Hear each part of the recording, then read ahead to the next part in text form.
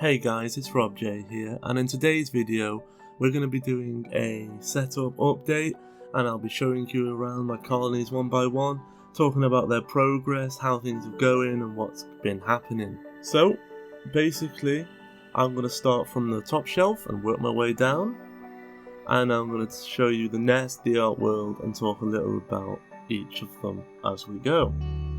Starting at the top, where my Tampinoma nigerimum are kept. So let's take a look around this setup. These ants in particular have been doing very well, and I am trying to think of a different way of keeping them, because they don't seem to be enjoying the wide open nest that they've been given, and they've had this for quite a while now, but they really do prefer the tubing that connects them and stuff. And they really like a damp nest, and it's really hard with these smaller sponges to keep it damp enough for them. So I want to swap them into a different nest that has a huge long-term sponge, because these ants would certainly benefit from that and wouldn't have to keep moving every time it slowly dried out. So I am looking around on the market to get these ants a different nest with a larger sponge. Something a bit more size appropriate, because since they moved in, their numbers have changed, and as I said, a lot of them live in the Outworlds as well, and I thought that was due to them not having enough room in the nest. So when they were given this nest, I hoped they would move out of the Outworld, but that seems to be a normal thing. They have ants permanently stationed in the Outworlds, and as you can see here, there's hundreds of them in the corner there, and that's just a normal thing, and it didn't change. And it was nothing to do with the nest, so I want to make the nest a bit more size appropriate so that all the rubbish is put on the outside, and I would love it to have a larger hydration sponge so I can keep them as damp as they really like, because it is pretty much every day I have to keep coming in, and I would like to be able to leave them one day without having to tend in, so when I'm away it's a much easier process. But I absolutely love these ants. They are not exactly my cleanest ants, and I say cleanest, I don't mean like how clean they are. It's because they're so small, their waste is like sand grains, and it's always very sticky no matter what they've been eating. So it's very hard to keep clean. But I do my best, and I do clean them regularly. Okay, moving on to the next shelf. We basically have the Outworld that you saw from the creation video, and that's actually standing by for a Mesa species that still isn't quite ready for an Outworld of that size. Moving over to my Camponotus herculinus colony, they are doing very well. Now it might not look like they're doing as well as the last time you saw them. Because of the temperatures and the time of year, once again, the queen slowed down, and they've all moved into the warmest corners. This does mean that because they're not spread out, the chambers don't look as full as they did in previous videos.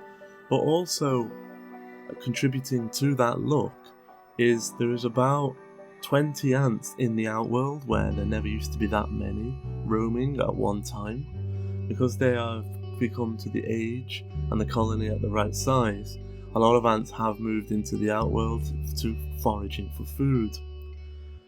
But I have worked out that it is mainly due to heat sources, so what I've done is give them a few more heat cable points, and this should allow them to come out of the corners and spread out a bit more, because right now they're hovering over the warmest points, so I'm going to give them some more heat. As you can see, the queen has laid at least 30 eggs here, which is really nice, because you know that they're going to be raised before they go into hibernation, and it'll be really nice to know that there's a nice income of workers, new workers, on the horizon. But everything is going swell for these guys, and in the Outworld it's a different story. They are not slowing down for the temperatures. The Outworld is heated via a heat mat underneath, and they are very active in the Outworld. They're always foraging for food. They love a good drink of sugar water, honey water, and even raw forest honey. They eat mainly a diet of mealworms, they like some locust, and they eat a lot of fruit. They do like their fruit. And as you can see, these are a really nice ant to watch. I really like how active their antennae are, because they're always like waving it around and always doing stuff, and they really like climbing, these ants. I know a lot of ants will climb, but these always are climbing up things, and they generally never attempt to escape, and they never try the PTFE either. They are quite content with their enclosure, and they sort of stay there. Moving down to the next shelf, I have 3 colonies based on my last shelf. And first of all, we're going to take a look at my Formica Clara. And these are my newest ants. There was a bit of confusion at the start with me misidentifying them. And then with help from a friend and a fellow YouTuber and his friend, we narrowed it down to a more reliable ID. It still could be wrong, but I'm pretty sure we have it correct. And this queen laid her eggs, raised them, and enclosed recently. So these are her workers. These are her nantics essentially. I'm hoping, there'll be bigger workers in the future. And they're very shy, and they only come out to the test tube when you're not around. So if you just walk into a room when you've not been in there for a while, you'll see them out drinking and feeding, but if you're with your ants doing stuff, they won't be out at all. I'm hoping that's just the sheer fact that they're in a very early stage of founding. Moving on to my colony of Mesa circulators. These have grown substantially. If you want to go back in the videos, I can tag it in the top corner now, but these have vastly changed in size from about 4 workers to about 30 workers.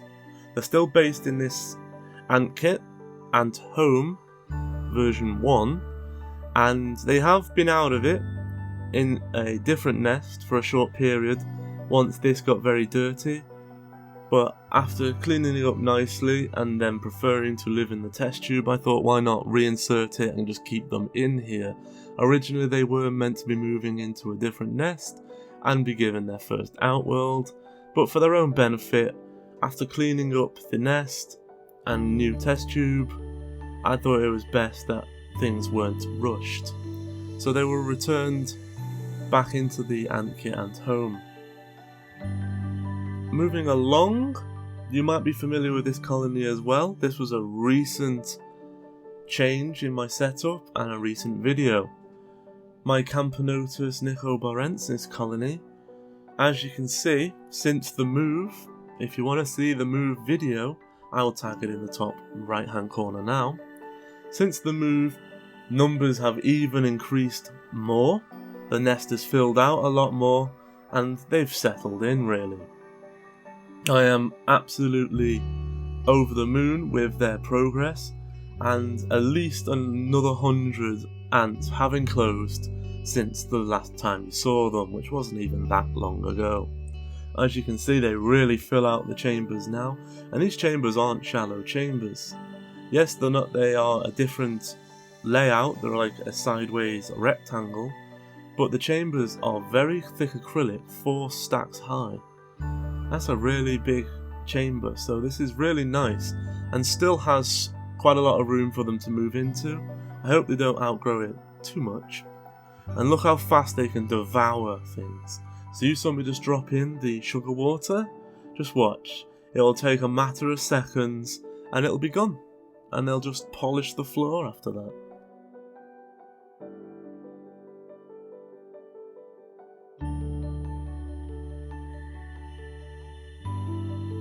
And there you go, it's gone. They're really that efficient, and they eat virtually anything. They have a healthy diet of dubia roaches, locusts, a lot of mealworms, and because they accept protein jelly in the tubs, they go through 1 pot of protein jelly a week, which is obviously feeding the huge amount of brood.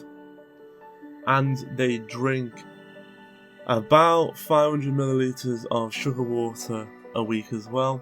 And I'm really happy that they accept all this food readily, because it means their growth will only continue to increase. And I really do like these ants.